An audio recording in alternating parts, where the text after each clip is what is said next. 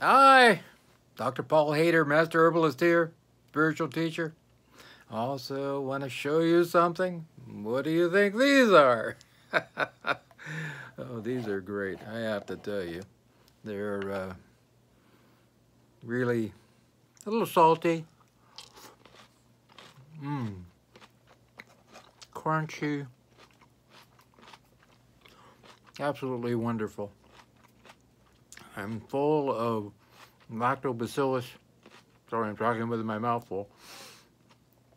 Lactobacillus bacteria. And these are green tomato pickles. And these are turning a little on the red side when I got them, but really great. And so easy to do. There is not much you have to do. I would, first of all, rinse out the jars or boil them in a little water and make sure everything's sterile. And then cut up your tomatoes and put them in here. Add 2 or 3 tablespoons of salt and some filtered water, and let them sit in the fridge. And after a while, they start to bubble a little bit. They're building up lactobacillus, and they do a great job, and they become absolutely wonderful. And they'll keep for quite a while, but they won't stay around. Here's some others that we made also. I have garlic and onions and bay leaf and also capers in here, and these are really good too. Oh, my wife puts cucumbers in there also sometimes. All kinds of things. Here's a tomato.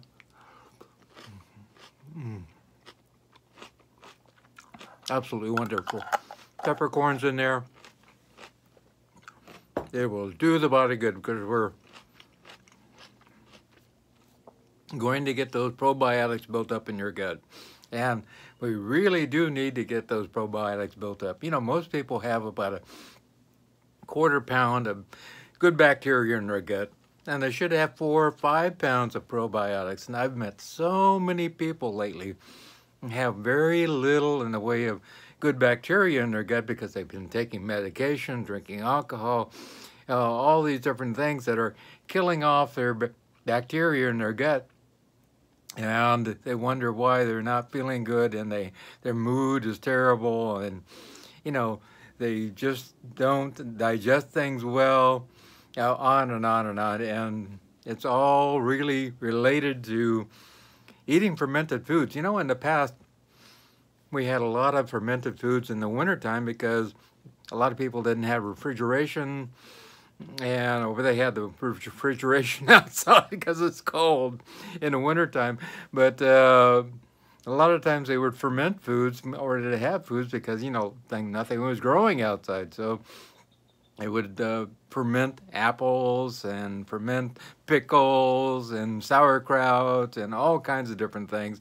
My grandmother would actually, in Indiana, would take apple butter and put it in a big crock and then lift up the mold on top, take out some of the apple butter and put the mold back on top. And that was really great, really wonderful stuff. Make pickles, I mean a barrel full of pickles. I mean, so you ate a lot of probiotics during the winter time in order to survive, really. But this is something that we need on a regular basis in order to build up our good bacteria in our gut. And it's very simple. And you could do this with also cucumbers. You can do this instead of using this. You can use cucumbers and you put it in the fridge and let it sit there, especially here because it's so really hot. My grandmother would actually take them, put them in a barrel, and then put them down in the cellar so it would stay cool all the time. So that was a really great way. But to put them in the fridge, it'll be great. And absolutely, we've been doing this for a long, long time. Actually, this is a recipe that my wife makes, and comes from her father, and I think it was passed down from his father, and on and on and on. So it's a great way to use green tomatoes. You ever see them in the store? Maybe you get some that maybe you grow your own. You know, tomatoes are pretty prolific, and you get those first green tomatoes. you want to use them, you know. And so it's a great way to take some of those, and in a few days you have a wonderful tasting tomato. And, you know, vary your recipe, try different spices and different things, and it'll be great. Really, really tasty. And you can do this with pickles. You can do this with cauliflower. You can do this with even things like carrots and all kinds of different stuff that you can pickle in that same way. And there's just about hardly anything you can't pickle, to tell you the truth. And this is a natural fermenting process, which really does a great job. Everybody knows about, you know, taking cabbage and making sauerkraut. Also making kimchi, which is a little spicier form of sauerkraut, really. And they have, you know, sauerkraut has 200 plus different bacteria in it, and kimchi has 400 plus different bacteria in it. And they really do a great job of building up your probiotics and keeping you in good shape as far as your gut goes. And I think a lot of people don't understand it. It has a lot to do with our mood, because those different chemicals that are coming out of the fermenting process and the breaking down of our food actually interact with creating serotonin and dopamine in our brain, so that we feel great. And I think it's really important that we go back to some of these basics that help us to feel connected to Earth, and allowing us to get back to something really simple and understanding that we can do these kind of things. You know, the stuff that you buy in the store that sits on the shelf, the pickles, you know what I mean, and it's not refrigerated, those don't have any live bacteria in them whatsoever. You'd have, if you want to buy these, you'd have to go to a health food store, or sometimes refrigerated sections of the regular grocery store will have this type of thing. But I have not seen pickled green tomatoes anywhere.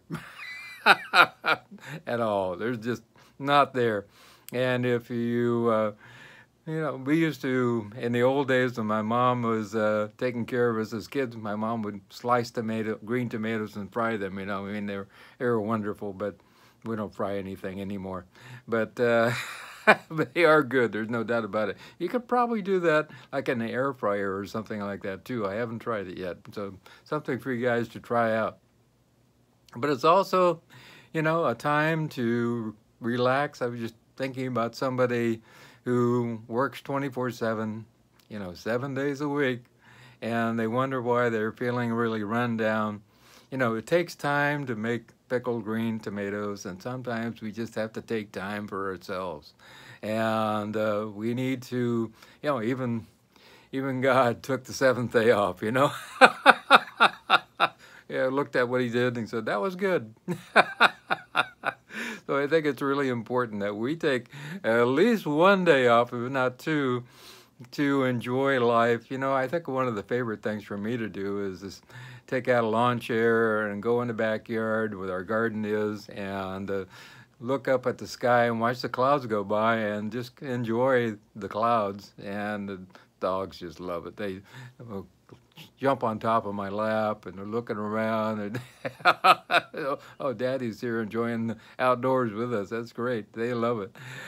So I think it's important that we allow ourselves to just be. You know, I think it's the art of being has kind of gotten lost. And a lot of people think they have to do something all the time. And it's great to do something and take action. I think that's wonderful. I think it's really important. But if we're doing all the time, eventually we become a human doing and not a human being. And we feel used up because we just do. And so, yeah, after a while we feel like doo-doo. So we really need to take the time to be doing something we really like. Maybe you love doing photography. Maybe you take a day off to do that. Maybe you love gardening like me, but take a day off to do that. Maybe you just want to just sit down, enjoy doing nothing, just being. And I totally support that. I think that's really important and necessary. There's nothing that you have to do on a regular basis, other than eating, you know, and taking care of your loved ones. I think that's important. And also, it's about taking care of your health. You know, we just have one person in our family who refuses to eat right. And because of this, now the doctors say he's going to have to go on dialysis. He's already had one stroke because he had diabetes. And because of that, he ended up with a stroke and the possibility of having a second stroke. And he just refuses totally to eat fruits and vegetables. And all he wants to do is eat, you know, meat and potatoes. And eventually things happen. We cannot force somebody to take care of themselves. This is an individual job. It is something you signed up for when you came into this planet and you had your birth, and nobody can make you eat right. Nobody can make you take care of yourself. Nobody can make you, you know, exercise. Nobody can make you, you know, take your vitamins. Nobody can make you eat probiotic foods. You know, nobody in general can do that whatsoever. And it's really not their job. It's really up to us. We have to take our own responsibility for taking care of ourselves. And so it puts a burden on loved ones also, you know, because, you know, if this person ends up having to have dialysis, we have to take them to dialysis. We have the ones that make the appointments and everything. And it makes it really difficult because that person won't do it. And so it places a burden on everybody else, and that's really, really not fair, because we wouldn't have to do that if we took care of himself in the first place. And you know, my dad was one of these people also who said, you know, we wanted him to exercise, and he wouldn't exercise, and he became really thin. And I said, Dad, you need to work out with little weights. And no, I don't want to do that. You want me working all the time. And it's like, no, we just want you to take care of yourself, and so that you have some muscle tone and keep some muscle as you get older. And of course, he ended up dying of a heart attack at the age of 57 too, because of not eating right. And what can you do? All you can do is try to point them in the right direction, send them love, and be a role model for them so that they can learn sometimes that you emulate you and try to make a change in their life. It doesn't always happen. But we can try to show them there is a better way. Sometimes it gets to where, you know, like a relative, it could be the end of his lifetime because he's not really willing to take care of himself. And now he's feeling really terrible, because when you end up with your kidneys failing, you have a lot of toxin building up, and it's not nice whatsoever. And so, and he's not willing to try anything. So what are you going to do? We can pray for them. That's the biggest thing. We can have prayers every day. I think sitting on the edge of your bed in the evening and saying a prayer, thanking God for everything that we have, having gratitude, and understanding that sometimes we do some things that are not in our best interest, and asking for forgiveness, and asking God to point us in the right direction and showing us which way to go in making decisions. I think it's a great thing. And also in the morning, we sit on the edge of our bed and we ask God again, you know, show me the way for today.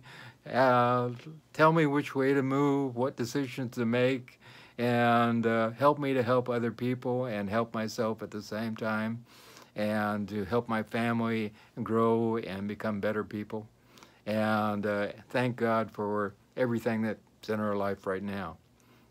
And that moves us forward to change life in a great way. And I think that's super important. And then having that gratitude. And I think it's really important to have a gratitude journal every day. And write out during the day sometime, maybe just before your prayers, write out a little gratitude about what you had going on during the day. Maybe something special happened, you know, or maybe just, I was breathing today, and I write it down. I got to breathe today, you know what I mean? Or I got to go outside and watch the clouds go by today. That was really amazing. Or, you know, I got to play with the dogs. That's really amazing. I got to cook dinner today. That really was fun. I enjoyed cooking. I got to go out and work in the garden. That was really great.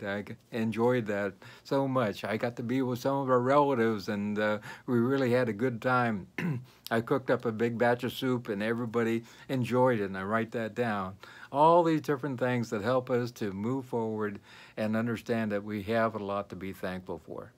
So allow yourself to make some probiotic green tomato pickles or cucumber pickles or cauliflower pickles or whatever you want. Pretty simple. There's not much to it. You know, just the veggie itself and salt and water, and put it in the fridge and let it go. Also remember to take some time for yourself and to be active in your own health, and to take time to be joyful every single day. Now that's really important, because nobody can make you joyful. You have to have an attitude that everything is good no matter what. And it may not be good right now, but down the line something is going to happen. It's going to be good that will come out of this. It may take 5 years, 10 years, but eventually something good will come out of it.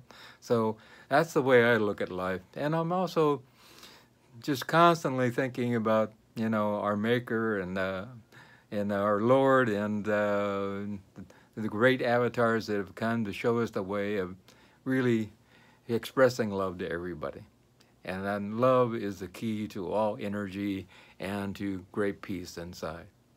So if you want to get a hold of me, feel free. My phone number is 831-869-9119, 831-869-9119. My email is drpaulhaider@gmail, drpaulhaider@gmail. My Skype address is drpaulhaider. Send me an invite. You can text me and WhatsApp me on my phone number. Any way you want to get a hold of me. My consults are free for spiritual and herbal things. And I would love to talk with you, and all my consultations are free.